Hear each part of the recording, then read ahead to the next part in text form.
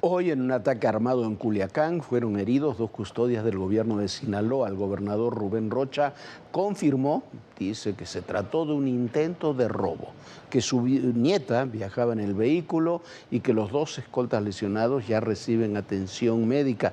Hay que ponerle mucha atención. La versión de que fue un robo, un asalto, es lo que dice el gobernador del estado, pero no hay más certidumbre que esa.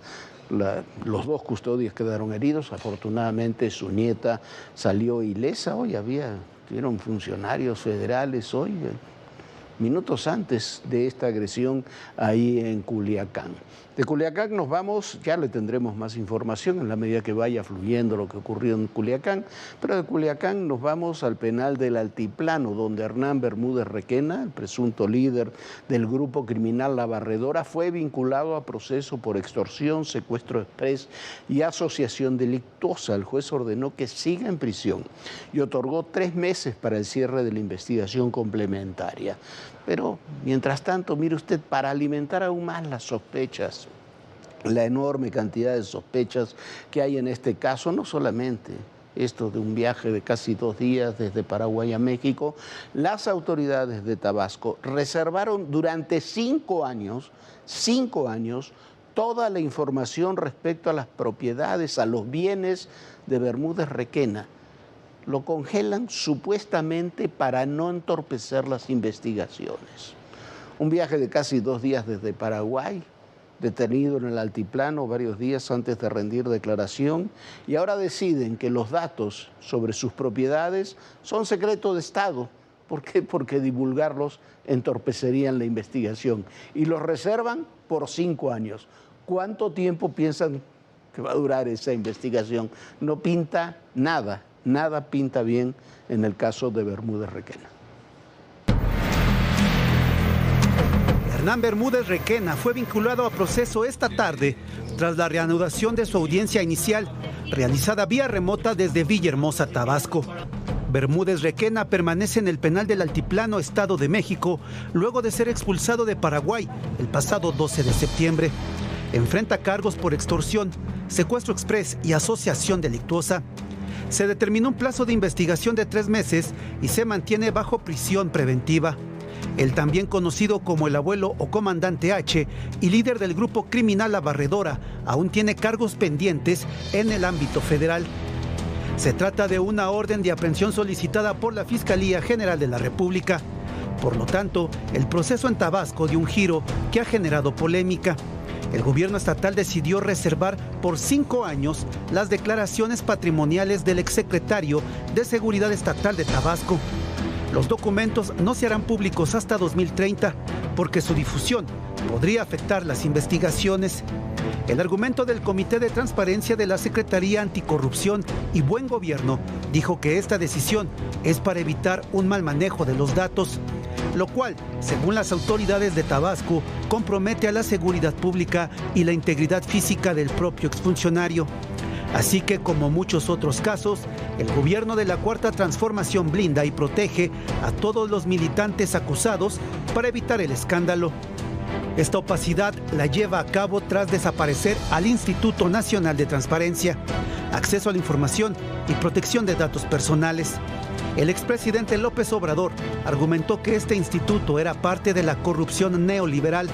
La realidad es que buscaba evitar rendir cuentas.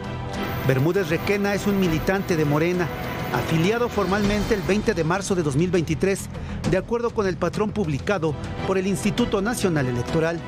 Esto es por lo menos 3 años después de que comenzó a indagarse los actos delictivos de quien fue secretario de Seguridad de Tabasco durante el gobierno de Adán Augusto López. Bermúdez Requena y su grupo criminal La Barredora contrabandeaban combustible en Tabasco, Veracruz y Chiapas. Además, cometían extorsiones. Bueno, por cierto, no solamente era militante de Morena, sigue siendo militante de Morena. Luisa María Alcalde hoy explicó que no, que todavía no le han quitado el derecho a la militancia a Bermúdez Requena. La red de relaciones entre Bermúdez Requena y el actual senador Adán Augusto López es muy amplia. Es muy amplia y cada vez que va avanzando este caso, se va ampliando más esa red y tiene personajes más importantes. No sé si de eso van a hablar, porque como decíamos en este reportaje, al final simplemente con decir yo no sabía nada, todos quedan exentos de ser investigados. Primero vamos a ver en esa red los tabasqueños en el poder federal. Uno de ellos, comprometido, muy comprometido con este grupo, fue el que recomendó a Bermúdez Requena como secretario de Seguridad del Estado de Tabasco, es Audomaro Martínez, que fue director del Centro Nacional de Inteligencia. Él fue quien recomendó a Hernán. El otro personaje que está enfrentado política y personalmente con Adán Augusto López es Octavio Romero, pero como director de Pemex, con relaciones comunes con Adán, tenían a los empresarios que trabajaron para Pemex y también trabajaron en estas actividades del huachicol. Uno de ellos, Alejandro Rovirosa, que está detenido en Estados Unidos, otro empresario que trabajó muchísimo con Pemex, pero también con la refinería de Dos Bocas, es Mario de la Rosa. Hay un personaje que aparece en todos lados, ya no vive en México por la información que se ha divulgado, que es Amílcar Olán, el amigo de los hijos del presidente, de Andy y Bobby, proveedor del Tren Maya y de muchas otras obras. Se supone que también es de los que le vendió no solamente alabastro, sino también combustible a las obras del Tren Maya. Están los personajes locales que son menos conocidos, pero que siguen teniendo mucho peso en el gobierno de Tabasco hasta el día de hoy. Está el ex fiscal, cuando Bermúdez Requena era secretario de Seguridad, él era el fiscal del Estado, hoy es diputado por Morena, Jaime Lastra Bastar, que es cercanísimo a Bermúdez y a Adán Augusto. Está el hermano del expresidente López Obrador, que ahora se lo quiere pasar como que no tiene nada que ver con estas cosas, pero estuvo en el centro de todo este proceso. El secretario de Gobierno, José Ramiro López Obrador, cercanísimo también a Bermúdez en su momento. Hay todo un grupo de notarios que trabajan desde el papá de Adán Augusto hasta el día de hoy, y con el propio Adán Augusto, que tiene la principal notaría ahí del Estado. Están los notarios Manuel Pinto, Gonzalo Humberto Medina Pérez Nieto y Jesús Antonio Piña Gutiérrez. Todos ellos están relacionados. Hay otros empresarios que también aparecen en los expedientes por las relaciones. Hugo Villaseñor y otro, que el director de Tabasco hoy, Miguel Cantón Cetina, de una familia política muy tradicional ahí en Tabasco. Esas son algunas de las redes de relaciones entre Adán Augusto y Bermúdez Requena, y muchos, como usted vio, muchos otros personajes. Mientras tanto, avanzan las investigaciones sobre el asesinato de los dos jóvenes colombianos, pero el tema también está cada vez más lejos de ser considerado un crimen, como dijo el presidente colombiano Gustavo Petro, de los más hermosos jóvenes. La verdad es que hay relaciones de ambos con cárteles de la droga en Colombia. Byron Sánchez es sobrino de Camilo Torres, alias el Fritanga, uno de los jefes más poderosos del cártel del Golfo, muy relacionado con los cárteles mexicanos, y a quien el joven asesinado describía como una suerte de Robin Hood. Por otra parte, junto a sus cuerpos torturados, desmembrados, había una cartulina atribuida a la Nueva Familia Michoacana, que los acusaba de haberlos traicionado. Yo no sé si es así o no, no lo sabemos. Las autoridades han dado poquísima información. Este joven, a quien se conocía como King B, había subido un video también donde decía que recibía amenazas de muerte de parte del entorno de su exnovia, una joven que hacía música también, que hace música, Marcela Reyes, que dirigía un personaje que es la actual pareja de esta joven, Marcela, que decía, Quimby, que estaba preso por sus relaciones con este grupo del Golfo ahí de Colombia, pero le advertía que no dijera nada sobre las actividades de Marcela y sobre su vida pasada. El caso está cada vez más confuso y la intervención del presidente Petro en todo este tema le ha generado más confusión y lo ha politizado. Sus cuerpos permanecieron en calidad de desconocidos desde el 17 de septiembre, cuando los encontraron sobre la carretera federal México-Cuautla, en el municipio de Cocotitlán, Estado de México. Estaban desmembrados dentro de una bolsa de plástico. Los arrojaron sobre la vialidad. El proceso para hacer el levantamiento concluyó hasta el anochecer. A un lado de los cuerpos se encontró una cartulina con una advertencia atribuida a la Nueva Familia Michoacana. Una línea de investigación señala que la agresión habría sido por pasar de un grupo delictivo a otro por la venta de droga, aunque no descartan que se trate de un mensaje falso para desviar las investigaciones. Fue hasta el lunes 22 de septiembre que familiares de Byron Sánchez reconocieron su cuerpo. Byron Sánchez Salazar, conocido como B. King, y el DJ Regio Clown, nombre artístico de Jorge Luis Herrera Lemos, llegaron a la Ciudad de México provenientes de Colombia el 11 de septiembre. Tenían agendada una presentación el domingo 14 de septiembre en el Club Electrolab de Insurgente Sur. 2 días después acudieron a un gimnasio en Polanco. B. King le informó a su manager que iría a comer con unos amigos de Regio Clown, pero nunca regresaron. El presidente de Colombia, Gustavo Petro, lamentó la muerte y publicó: "Asesinaron a nuestra juventud en los Estados Unidos mexicanos". Además, condenó la llamada guerra contra las drogas. Este martes, la presidenta de México dijo que no entraría a un debate con Petro y aclaró que las pesquisas las encabeza la Fiscalía de la Ciudad de México en coordinación con el Gabinete de Seguridad Federal. Luego de confirmarse el asesinato de B. King, circuló un video publicado en mayo de 2025, donde el cantante menciona que denunció a su expareja Marcela Reyes por estar detrás de las amenazas que recibía en WhatsApp. En ellas, le decían que debía guardar silencio, aunque el artista no profundiza sobre el tema que se le pedía callar.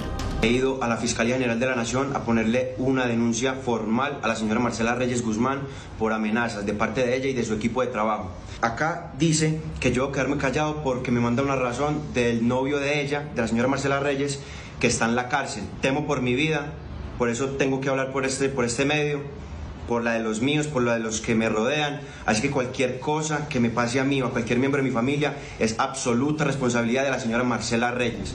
En respuesta, el equipo de Reyes publicó un comunicado donde señalan que no tiene nada que ver con la desaparición de Byron o de Jorge y que cualquier insinuación es falsa y malintencionada.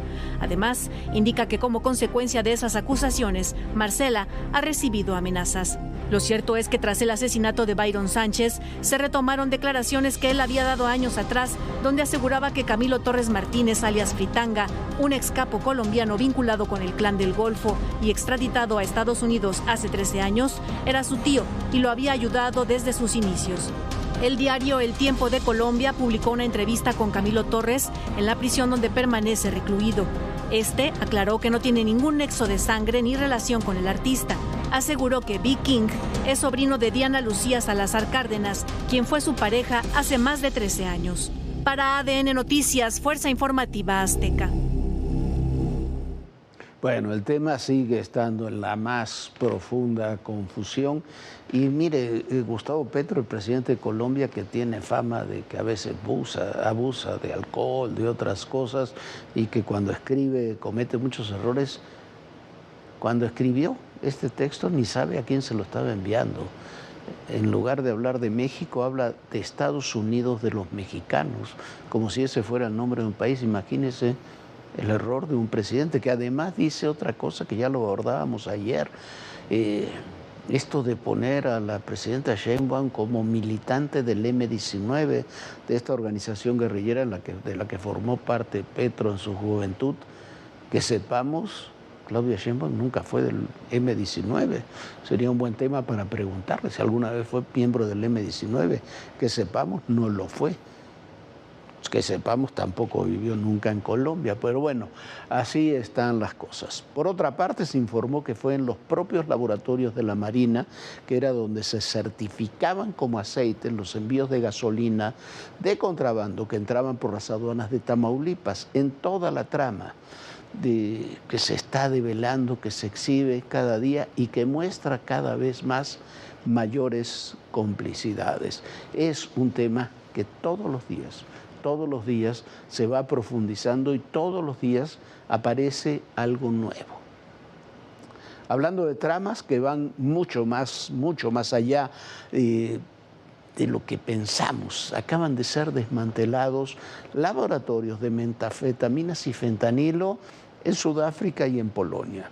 La verdad no tendrían que ser noticia, lo son, porque esos laboratorios en Sudáfrica y en Polonia eran manejados por miembros del cártel de Sinaloa.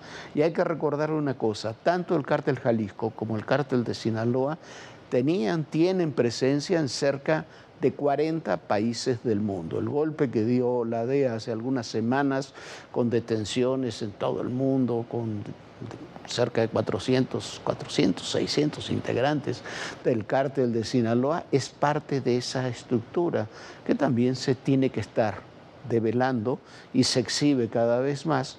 ¿Por qué? Porque los que están allá detenidos comienzan a hablar y a dar información.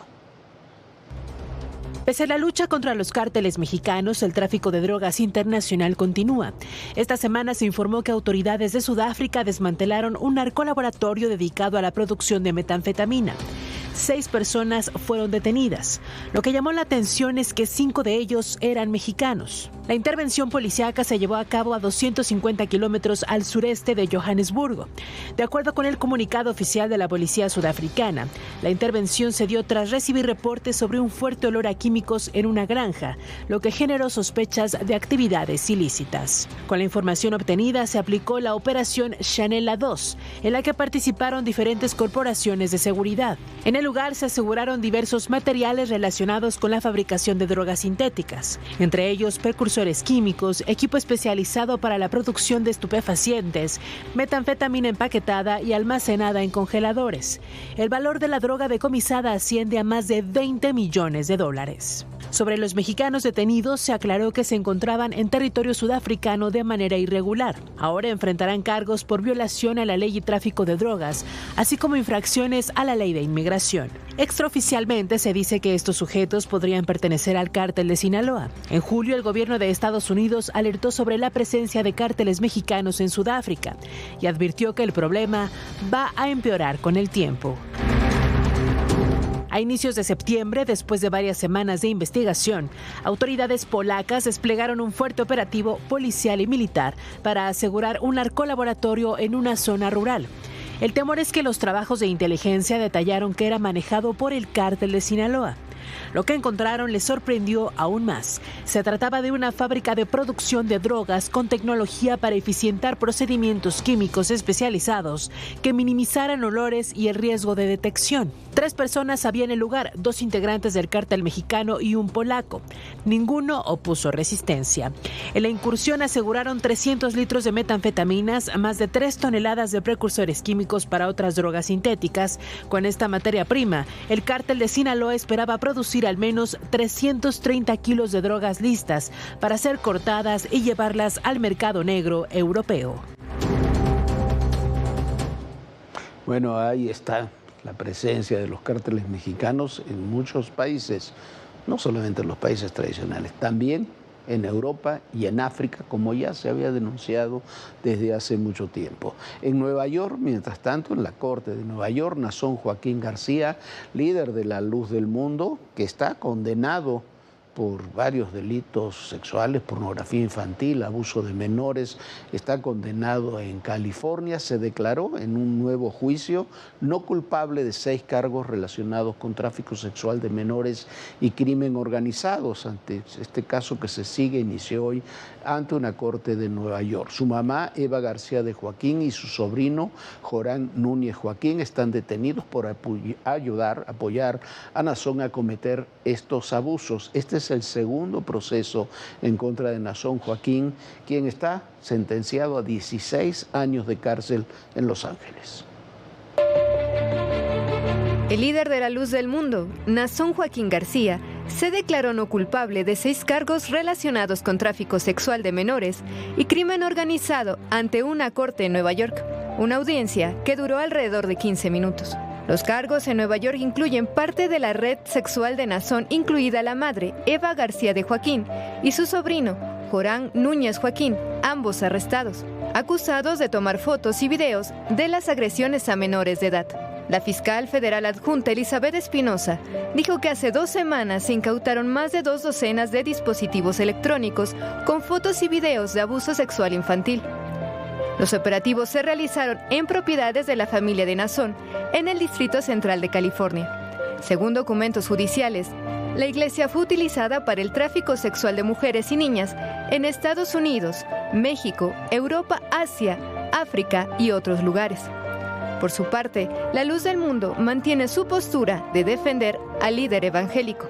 El día de hoy se llevó a cabo la audiencia para la presentación de cargos contra el apóstol de Jesucristo, Nazón Joaquín García, en una corte federal de Nueva York. Estamos indignados por los cargos infundados, mentirosos y calumniosos presentados contra el apóstol de Jesucristo, Nazón Joaquín García. Fue el 10 de septiembre que nuevos cargos formulados por el Departamento de Justicia de Estados Unidos se dieron a conocer. Nazón cumple una sentencia de 16 años y 8 meses en una prisión de California por abuso sexual infantil. Desde 2016, las acusaciones en contra de Nazón Joaquín García fueron reveladas. Desde ese momento se puso al descubierto cómo el líder evangélico utilizaba su posición para atraer menores de edad de las cuales abusaba sexualmente, además de sus lujos y la enorme riqueza acumulada. Para el 3 de junio de 2019, tras una investigación de casi un año en Estados Unidos, fue detenido en Los Ángeles, California. Hoy, por su segundo proceso, Joaquín permanece en una prisión en Brooklyn, pero sigue liderando La Luz del Mundo. La próxima audiencia se programó para el 15 de diciembre en la misma Corte Federal. Bueno, la que está mintiendo es la vocera de Luz del Mundo. Este hombre no son presuntas acusaciones. Este hombre está condenado a 16 años de prisión. Hay víctimas, hay testimonios, hay pruebas documentales. Las había en California y las hay ahora en Nueva York. Es vergonzoso. ¿Y sabe qué es más vergonzoso todavía? Que en México, que es el centro de operaciones de este hombre, es su grupo de poder, no hay una sola investigación en su contra. Quizás porque tienen diputados, porque tienen senadores, porque tienen jueces elegidos en la última elección. Todos en Morena. Comenzó también en Nueva York el 80º periodo de sesiones de la Asamblea General de las Naciones Unidas. La intervención de Donald Trump causó, como siempre, no podía ser de otra forma, polémica, y hubo de todo, desde la falla de una escalera mecánica hasta el desfase del prompter durante su discurso. Lo cierto es que Trump lanzó críticas contra la ONU, habló de sanciones para Rusia por no cumplir los acuerdos para alcanzar la paz en Ucrania, rechazó reconocer a Palestina como Estado, defendió el uso de aranceles para proteger la soberanía estadounidense y dijo además que van a seguir atacando a los cárteles de la droga, que relacionó directamente con el dictador venezolano Nicolás Maduro. Unfortunately, Hamas has repeatedly rejected reasonable offers to make peace. We can't forget October 7th, can we? Now, as if to encourage continued conflict, some of this body is seeking to unilaterally recognize a Palestinian state. Instead of giving to Hamas and giving so much, because they have taken so much. This could have been solved so long ago. But instead of giving in to Hamas's ransom demands, those who want peace should be united with one message: release the hostages now. Just release the hostages now. Bueno, ahí estuvo Donald Trump, una jornada muy movida, son el 80 aniversario. Yo no sé, tendría que haber ido la presidenta Sheinbaum o no, estuvo el canciller de la Fuente. Yo creo que tendría que haber ido la presidenta Sheinbaum. Es el 80 aniversario de la ONU en un momento muy difícil, no para confrontarse, sino para presentar las posiciones de México. Estamos abandonando los foros internacionales desde el sexenio pasado, ha habido un avance ahora de la administración Sheinbaum, pero se siguen abandonando estas oportunidades. Y murió el día de hoy el 4 veces alcalde de San Pedro Garza García, Mauricio Fernández Garza, un hombre con una amplísima carrera empresarial, política, social, que apenas la semana pasada Mauricio había dejado la alcaldía, quejado ya de una grave enfermedad, tenía cáncer de pulmón, pero un hombre controvertido, especialísimo, realmente un personaje de la política local en Nuevo León y en el mundo empresarial. Un hombre respetado y en la mayoría de los casos querido, muy controvertido, como era siempre Mauricio Fernández. Pero bueno, descanse en paz. Falleció también el día de hoy una persona, no es del ámbito público, muy querido, familiar nuestro, Rubén Lencina. Le damos a mi hermana Silvia, que fue su pareja, a toda su familia, les mandamos un abrazo también muy grande. El día de mañana ya estará Viviana con nosotros, esperemos a ver si puede recuperar la voz. Está muy mal de su garganta, pero esperemos que ya Viviana esté con nosotros el día de mañana. Lo esperamos a las 11 de la noche. Y recuerde, en el poder y en la política todo, pero absolutamente todo, es personal. Gracias, muy buenas noches.